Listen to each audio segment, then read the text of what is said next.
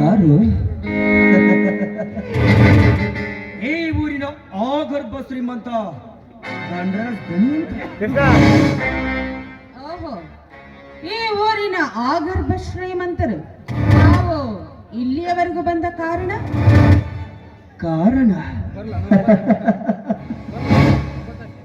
ಹಸುರಿನ ಹೂ ಬಣ್ಣದಲ್ಲಿ ಹಸಿರು ಬಣ್ಣದ ಗಂಡು ನವಿಲು ತನ್ನಿಚ್ಛೆಂತೆ ಗರಿಬಿಚ್ಚಿ ನರ್ತಿಸಿ ಪ್ರೇಮದ ಕಣ್ಣೀರು ಸುರಿಸುವುದು ಕಂಡು ಏಕೆ ಕುಡಿದು ಹೋಗಬಾರದು ಈ ಹೆಣ್ಣು ನವಿಲು?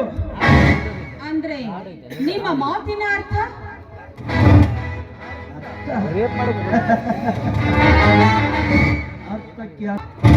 ನಿನ್ನಂಥ ನೀಚನಿಗೆ ಕಾಮ ಸುಖವನ್ನ ನೀಡುವುದಕ್ಕೆ ನಾನೇನು ಬೀದಿಯಲ್ಲಿ ಬಿದ್ದ ಸೋಳೆ ಎಲ್ಲ ಕಣೋ.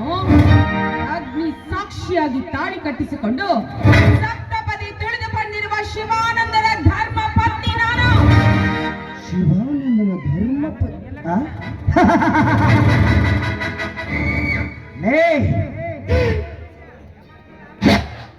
ಈ ಕಣ್ಣಿಟ್ಟ ಕಳ ನಾಯಕನಿಗೆ ನಿನ್ನ ದೇಹವೆಲ್ಲ ಬೆತ್ತನಿಗೆ ಕಾಣುವುದೇ ಸ್ಫೂರ್ತಿ. ಬೆತ್ತನೆಯಾಗಿ ಕಾಣುವ ಈ ನಿನ್ನ ದೇಹದ ಅಂಗಾಂಗವನ್ನು ನಾನು ಕತ್ತಲೆಯಲ್ಲಿ ಸವಿಯದ ಬಿಡಲಾರೆ.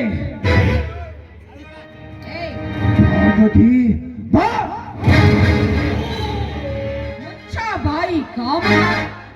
ಏ ನೀಚ, ನೀಲಕದ ಹಣ್ಣಿಗೆ ಕೈ ಹಾಕಿ ನರಿ ಬುದ್ಧಿ ತೋರಿಸಿ ಜೊಲ್ಲು ಸುರಿಸಿಕೊಂಡು ನರಕಕ್ಕೆ ಹೋಗಬೇಡ.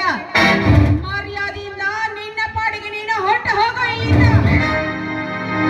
ಹೊರಟು ಹೋಗಲು ಬಂದಿಲ್ಲ ಜೊತೆ. ನೆತ್ತಿಗೇರಿದ ಕಾಮದ ಪಿತ್ತ ಇಳಿಯಬೇಕಾದರೆ ಪ್ರೇಮದ ಕಾರಣ ಪುಡಿದೇವ ಈ ನಿನ್ನ ಸೌಂದರ್ಯವನ್ನು ಸವಿಯಲು ಬಂದಿದ್ದಾನೆ ಈ ಧನಿಕ ಧನರಾಜ. ಕರುಣೆ ಇಲ್ಲದ ಕಟುಕ, ನಿನ್ನಂಥ ಕಾಮುಕನಿಗೆ ಪ್ರೀತಿ ಪ್ರೇಮವನ್ನ ಹಂಚುವುದಕ್ಕೆ ನಾನೇನು ಸೋಳೆ ಎಲ್ಲ ಕಣೋ. ನನ್ನ ಪ್ರೀತಿ ಎಂದಿದ್ದರು ನನ್ನ ಗಂಡನಿಗೆ ಮಾತ್ರ ಮೀಸಲು. ಬಿಟ್ಟು ನೀನೇನಾದ್ರೂ ಈ ರೀತಿ ಜೊಲ್ಲು ಸುರಿಸಿ ನಾಯಿಯಂತೆ ಹತ್ತಿರ ಬಂದಿದ್ದೆ ಆದ್ರೆ ನಿನ್ನ ಹಲ್ಲನ್ನ ನಾನು ಕೇಳುತ್ತೇನೆ ಜೋಕೆ. ತುತ್ತು ಕೂಳಿಗೆ ಗಂಜಿನ ತಿಪ್ಪೆ ಮೇಲೆ ತಿರುಗು ಸೋಳೆ. ಗಂಡ ಗಂಡ ಗಂಡ ಅವನವನ ಗಂಡ ಪುಂಡ ಪ್ರಚಂಡ ಘೋಟ ಸರ್ಪದಂತೆ ಬೋರ್ ಕವಿದು ನಿನ್ನ ಶೀಲೆಂಬ ಚೀಲವನ್ನು ಕಚ್ಚಿ ತಿನ್ನಬೇಕಾಗುತ್ತದೆ. ನೀನಚ್ಚರ. ಏಯ್ ಮುಚ್ಚ ಬಾಯ್ನ. ಹೆಣ್ಣಾಗಿರುವ ನನ್ನ ಶೀಲವೆಂಬ ಚೀಲವನ್ನ ನೀನೇನಾದ್ರೂ ಹರಿದು ತಿನ್ನಲು ಬಂದದ್ದೇ ನಿಜವಾದ್ರೆ ನನ್ನ ಗಂಡ ಗರುಡನಾಗಿ ಹಾರಿ ಬಂದು ನಿನ್ನನ್ನ ಕುಕ್ಕಿ ತಿನ್ನುವುದಲ್ಲದೆ ನಿನ್ನಂತ ಘಟ ಸರ್ಪದ ಘಟವನ್ನ ಉರುಳಿಸಿ ಬಿಡುತ್ತಾನೆ. ಎಚ್ಚರ. ನನಗೆ ಎಚ್ಚರ ಹೇಳುವ ಹುಚ್ಚು ಹೆಣ್ಣೆ. ಏನು ಒರಿಯದ ಮಗುವಿನ ಮುಂದೆ ಕಿರಿದಾದ ಎರೆಹುಳು ತೋರಿಸಿ ಇದು ಹಾವು ಎಂದು ಎದುರಿಸಿದಂತಾಗುತ್ತದೆ. ನಿನ್ನ ಮಾತಿನ ಅರ್ಥ ನೋಡು. ಗರತಿ ಎಂಬ ಗಂಗಳದಲ್ಲಿ ಕಾಮದ ತುತ್ತನ್ನು ಉಣಿಸಿ ನೆನೆಸ್ಕೋ. ಎಲ್ಲ ಹೂವಿನ ಸಾವಿನ ಸಮುದ್ರದಲ್ಲಿ ಬಿದ್ದು ಸಾವಿಯೋ.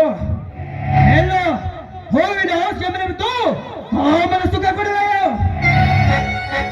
ನಿನ್ನಂಥ ಕಾಮುಕನಿಗೆ ಕಾಮದ ಸುಖ ಕೊಡುವುದಕ್ಕೆ ನಾನೇನೋ ಬೀದಿಯಲ್ಲಿ ಬಿದ್ದ ಸೂಳೆ ಎಲ್ಲ ಕಣೋ. ನಾನು ಭಾರತೀಯ ನಾರಿ, ನಿಜ ಗರತಿ ಎನ್ನುವುದನ್ನ ನೆನಪಿಟ್ಕೋ. ಗರತಿ ಗರತಿ ಗರತಿ ಮಹಾಗರತಿದೆ. ನಿನ್ನಂತ ಗರತಿಯರ ವೇದಾಂತರ ಕಥೆಗಳನ್ನು ಹೇಳ್ತೇನೆ ಕೇಳಲೇ. ರಾತ್ರಿ ಹೊತ್ತಿನಲ್ಲಿ ಗಂಡನ ಮುಂದೆ ಬೀಸುವ ಗಿರಣಿಗೆ ಹೋಗುತ್ತೇನೆ ಎಂದು ಮಣ್ಣಿ ಅಂತ ನಟನೆ ಮಾಡಿ ಅದೇ ಹೋದ ಮಿಂಡನಿಗೆ ಕಣ್ಣಿಚ್ಚೆ ಅಂತ ಕಾಮದ ದಾಹ ನೀಗಿಸಿಕೊಂಡು ಹೆಣ್ಣಿನಷ್ಟಿಲ್ಲ ಈ ಸಮಾಜದಲ್ಲಿ. ಸ್ಥಾನಕ್ಕೆ ಹೋಗುತ್ತೇನೆ ಬಳ್ಳಿಯಂತೆ ನಟನೆ ಮಾಡಿ ಗಂಡನಿಲ್ಲದ ಸಮಯದಲ್ಲಿ ಶಂಭಾಲಿಂಗನ ದರ್ಶನ ಮಾಡಿಕೊಂಡು ಬರುವ ಬಂಡ ಹೋದರೆ ಎನ್ನುವಷ್ಟಿಲ್ಲದೆ ಈ ನಿನ್ನ ಸಮಾಜದಲ್ಲಿ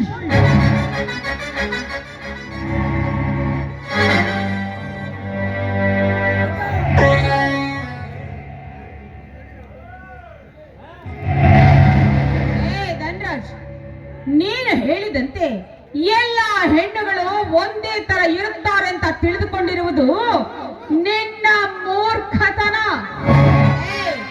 ರಾಮಾಯಣದಲ್ಲಿ ಆ ರಾವಣ ಸೀತಾ ಮಾತೆಯನ್ನ ಕರೆದುಕೊಂಡು ಹೋಗುವಾಗ ಹನುಮಂತ ಬಂದು ಆ ಸೀತಾ ಮಾತೆಯನ್ನ ಕಾಪಾಡಿದ್ದಕ್ಕಾಗಿ ಆ ಸೀತಾ ಮಾತೆ ರಾಮನೊಂದಿಗೆ ಸೇರಿ ಈ ಜಗತ್ತಿಗೆ ಮಹಾಗರತಿ ಎನಿಸಿಕೊಂಡಳು.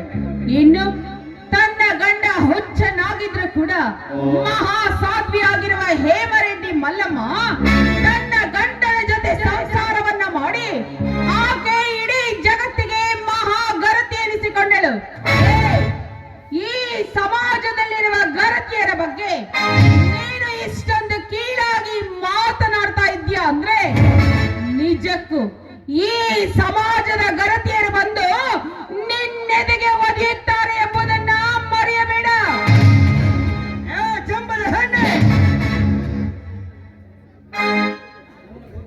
ನಿನ್ನ ಗೊಡ್ಡು ಬೇಡ ಅಂತ ನನಗೆ ಬೇಕಾಗಿಲ್ಲ. ಕಾಮದ ಕುದುರೆ ಏರಿದ ಈ ದಂಡರಾಜನಿಗೆ ನಿನ್ನ ಪ್ರೇಮ ಎಂಬ ಸೀರೆಯನ್ನು ಹುಚ್ಚಿ ಈ ದಂಡರಾಜನಿಗೆ ಸುಖ ಕೊಟ್ಟರೆ ಏ ನನ್ನ ಸಿರಿ ಸಂಪತ್ತನೆಲ್ಲ ಕೊಡಬಲ್ಲ.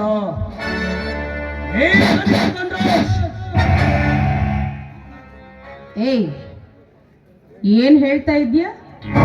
ಸಿರಿ ಸಂಪತ್ತನ್ನ ಕೊಡ್ತೀಯ? ನೀಚ. ಹೆಣ್ಣು ಅಂದ್ರೆ ಬಜಾರ್ದಲ್ಲಿ ಸಿಗುವ ಮಾವಿನ ಹಣ್ಣು ಅಂತ ತಿಳಿದುಕೊಂಡಿದ್ದೇನೋ? ಧನ್ರಾಜ್, ನಿನಗೂ ಒಬ್ಳು ಮಗಳಿದ್ದಾಳೆ ಅಂತ ಕಾಣಿಸುತ್ತಲ್ವಾ? ಆ ನಿನ್ನ ಮಗಳನ್ನ ಕರೆದುಕೊಂಡು ಬಂದು ನನ್ನ ಗಂಡನ ಮಗ್ಗಲಲ್ಲಿ ಮಲಗಿಸು. ನೀನು ಹೇಳಿರುವ 2 ಪಟ್ಟು ಆಸ್ತಿ ಅಂತಸ್ತನ್ನ ನನ್ನ ಗಂಡ ಕೊಡ್ತಾನೆ. ಏನಂತೀಯೋ?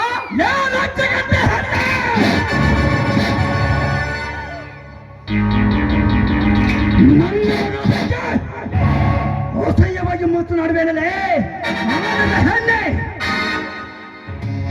ಇಡೀ ಸುತ್ತು 10 ಹಳ್ಳಿಯ ಜನ ನನ್ನ ಕೂಗು ಕೇಳಿದರೆ ಗೋಡಗೋಡೆ ನಡಗಿ ಹೋಗಿರುವಾಗ ಏಕಚುತ್ತೊಂದು ಹೆಣ್ಣು ನನಗೆ ಈ ರೀತಿ ಮಾತನಾಡಬೇಡಲೇ.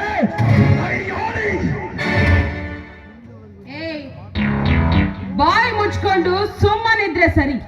ನಿನಗೆ ಪ್ರೀತಿ ಪ್ರೇಮ ಹಂಚುವುದಕ್ಕೆ ನೀನೇನು ನನಗೆ ತಾಳಿ ಕಟ್ಟಿದ ಗಂಡನು ಅಥವಾ ನನ್ನ ಸೋದರ ಮಾವನು?